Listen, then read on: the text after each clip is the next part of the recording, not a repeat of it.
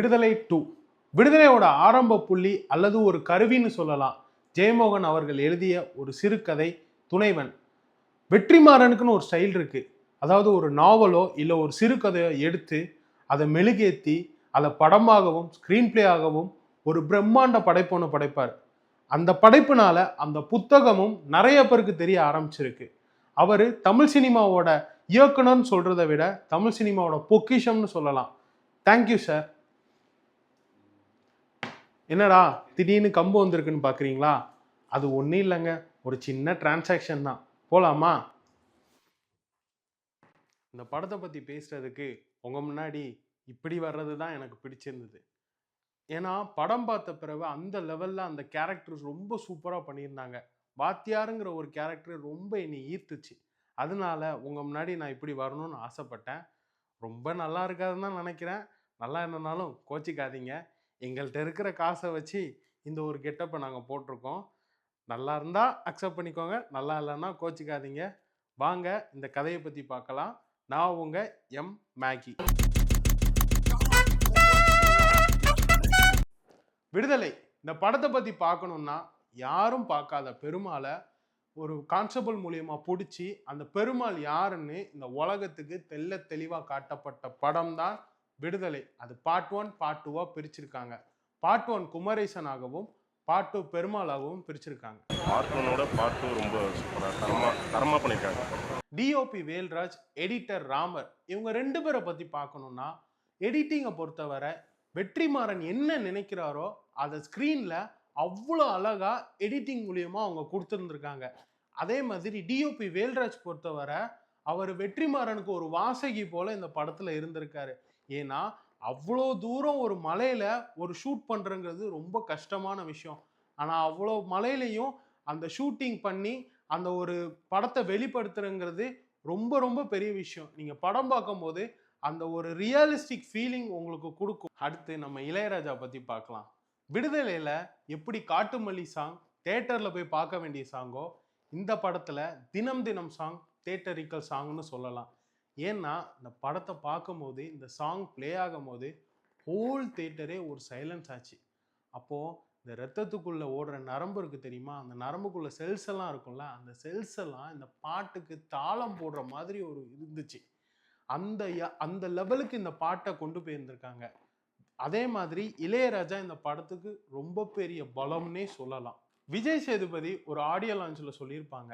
அதாவது வெற்றிமாறன் தன்னோட வாத்தியார், நான் அவரோட ஸ்டூடெண்ட் இந்த படத்துலன்னு சொல்லியிருப்பாங்க. இந்த படத்தை பார்த்ததுக்கு அப்புறம் அதுவும் பர்டிகுலராக ஒரு லவ் சீன் ஒன்று உண்டு. ஒரு 5 minutes, அதாவது விஜய் சேதுபதி மஞ்சு வாரியர் இவங்க ரெண்டு பேரும் தன்னோட லவ்வை சொல்லுவாங்க. ஆனால் டைலாகே இல்லாமல் நான் உன்னை லவ் பண்ணுறேங்கிறத நான் 5 நிமிஷம் ஆக்ட் மூலியமாக எக்ஸ்பிரஸ் பண்ணுவாங்க. இதை பார்த்ததுக்கப்புறம் அதாவது டைரக்ஷனில் வெற்றிமாறன் வாத்தியாராக இருந்தாலும் ஆக்டிங்கில் விஜய் சேதுபதி வாத்தியார்னு ப்ரூவ் பண்ணிட்டாரு. அதுக்கப்புறம் நம்ம ஆர்ட் டிபார்ட்மெண்ட் பற்றி பார்க்கலாம். ஆர்ட் டிபார்ட்மெண்ட்டை பொறுத்தவரை ஜாக்கிங்கிறவர் ஆர்ட் டிபார்ட்மெண்ட் பண்ணியிருக்காரு. ஆர்ட் டிபார்ட்மெண்ட் பொறுத்தவரை அந்த வில்லேஜ் செட்டெல்லாம் பண்ணியிருக்கிறது ரொம்ப ரியலிஸ்டிக்காக ரொம்ப வேற லெவல் கொடுத்துருந்துருப்பாங்கன்னு ஒரு ஃபீல் இருக்கும்ல, அந்த மாதிரி கொடுத்துருந்தாங்க. ஆக்சுவலாக நான் அந்த டைமில் பிறக்கலை.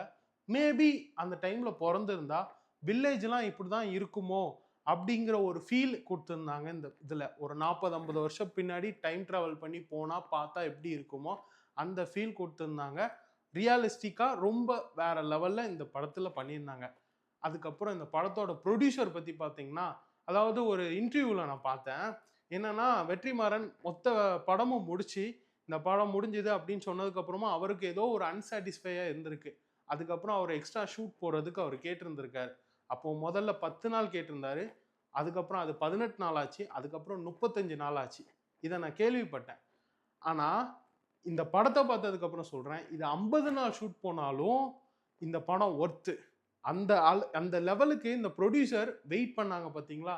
அதனால அந்த ப்ரொடியூசரோட வெயிட்டிங், அந்த ப்ரொடியூசரோட காம்னால தான் இந்த படம் இந்த லெவலுக்கு வெளியே வந்திருக்கு. இந்த படத்துல சேட்டன், அதாவது ஓசிஐயான்னு ஃபர்ஸ்ட் பார்ட்ல இருந்தாரா, அவர் இந்த பார்ட்லயும் இருக்காரு. அவரை பார்க்கும்போது அந்த ஃபர்ஸ்ட் பார்ட்ல எப்படி இருந்தாரோ அதை விட இதுல கொஞ்சம் வித்தியாசமா காமிச்சிருக்காங்க. அதாவது அவர் தேட்டர்ல பார்க்கும்போது என்னையா இவர் இப்படி பண்றாரு, கூட இருந்தே குழி பறிப்பாங்கன்னு சொல்லுவாங்க தெரியுமா, அந்த மாதிரி ஒரு கேரக்டர் ரோல் ப்ளே பண்ணிருக்காங்க. கண்டிப்பா தேட்டர்ல அவர் அந்த கேரக்டர் நீங்க பார்க்கும்போது உங்களுக்கும் கொஞ்சம் ஆதங்கம் வரும். ஆனா அது அவரோட கேரக்டர் நல்லா அந்த ரோலை ப்ளே பண்ணியிருக்காங்க.